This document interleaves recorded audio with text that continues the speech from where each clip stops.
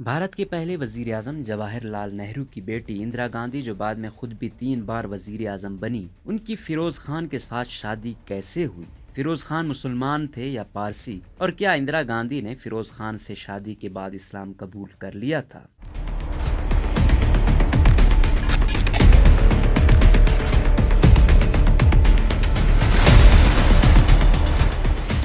اس حوالے سے تاریخ میں کئی کہانیاں بیان کی گئی ہیں۔ ہندو مورخین فیروز خان کو پارسی قرار دیتے ہیں، جبکہ کچھ حلقے فیروز خان کو مسلمان سمجھتے ہیں۔ صحافی سجاد اظہر کے مطابق فیروز خان جہانگیر فریدون کے بیٹے تھے، جن کے بارے میں کہا جاتا ہے کہ ان کا تعلق ایران سے تھا اور وہ مسلمان تھے۔ ان کی شادی ایک پارسی خاتون رتیمائی سے ہوئی تھی، جو شادی کے بعد مسلمان ہو گئی تھی، جبکہ دوسرے مورخین ان کا نام نواب خان بتاتے ہیں۔ والد کے انتقال کے بعد فیروز خان اپنے خاندان کے ساتھ بمبئی سے الہ آباد منتقل ہو گئے۔ یہاں آ کر انہوں نے تحریک آزادی کے ایک پرجوش کارکن کی حیثیت سے 1923 میں کانگریس میں شمولیت اختیار کر لی۔ سیاسی سرگرمیوں کی وجہ سے لال بہادر شاستری، جو بعد میں بھارت کے وزیر اعظم بنے، ان کے ساتھ جیل بھی کاٹی۔ چونکہ نہرو کی بیگم کمالہ بھی سیاسی سرگرمیوں میں پیش رہتی تھی، اس لیے فیروز خان سے ان کی ملاقاتیں تھیں۔ بعد میں جب کمالہ کو ٹی بی ہو گئی تو یہ فیروز خان ہی تھے جو انہیں علاج کے لیے باہر لے گئے، جہاں اندرا سے ان کی ملاقات ہوئی۔ سویڈن کے لکھاری اور صحافی برٹل فوک اپنی کتاب فیروز خان دی فارگوٹن گاندھی میں لکھتے ہیں کہ کمالہ نے اپنے خاوند نہرو سے مرنے سے پہلے کہا تھا کہ وہ اندرا کے مستقبل کے بارے میں فکر مند ہے اور اس حق میں قطعی نہیں ہے کہ وہ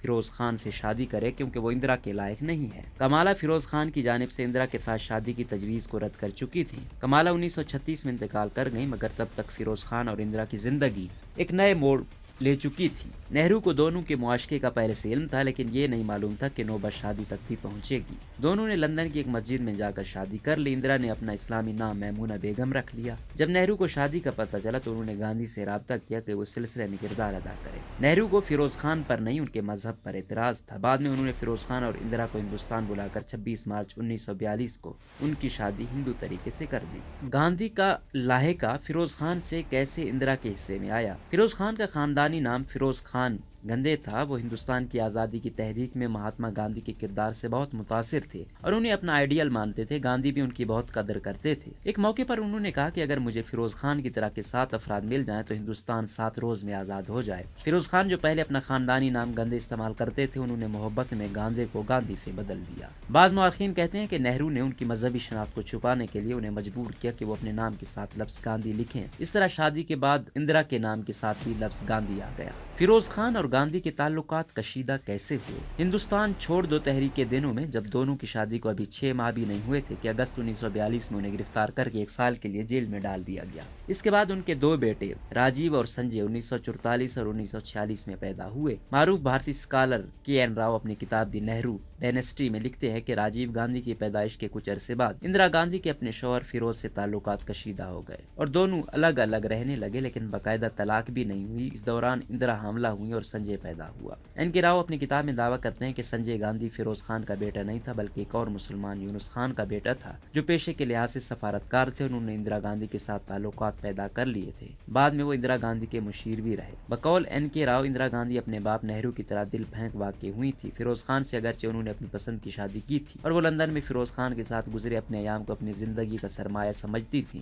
تاہم اپنی ذات میں جابرانہ مزاج کی وجہ سے ان کی کسی سے بنتی نہیں تھی۔ فیروز خان نے جب دیکھا کہ ان کی حیثیت ایک نوکر جیسی ہے، جبکہ ہندو دھرم میں خاوند کو دیوتا جیسا رتبہ حاصل ہوتا ہے، تو وہ خود ہی الگ ہو گئے۔ یونس خان نے اپنی کتاب پرسنز، پیشنز اینڈ پولیٹکس میں لکھا ہے کہ سنجے کے ختنے ہوئے تھے، اور ظاہر ہے کہ یہ مسلم روایت کا خاصہ ہے۔ شادی کے بعد فیروز خان جواہر لال نہرو کے اخبار دی نیشنل ہیرالڈ کے ایم ڈی بن گئے۔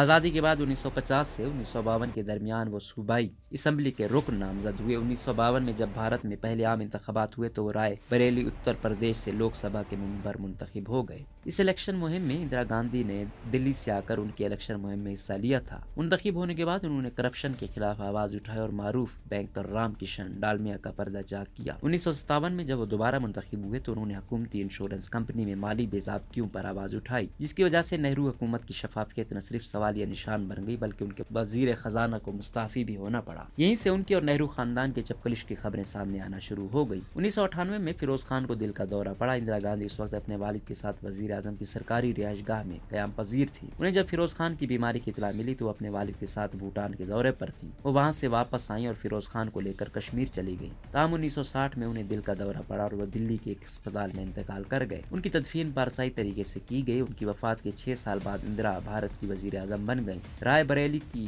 وہ سیٹ جس سے وہ الیکشن لڑا کرتے تھے، بعد میں اسی حلقے سے راجیو گاندھی کی بیوی اور ان کی بہو سونیا گاندھی الیکشن لڑتی آ رہی ہیں۔ فیروز خان کے بارے میں کہا جاتا ہے کہ اگر ان کی شادی اندرا سے نہ بھی ہوتی اور زندگی ان کے ساتھ وفا کرتی تو بھارت کے صدر یا وزیر اعظم بنتے، کیونکہ ان کی صلاحیتوں سے خود نہرو بھی خائف رہتے تھے۔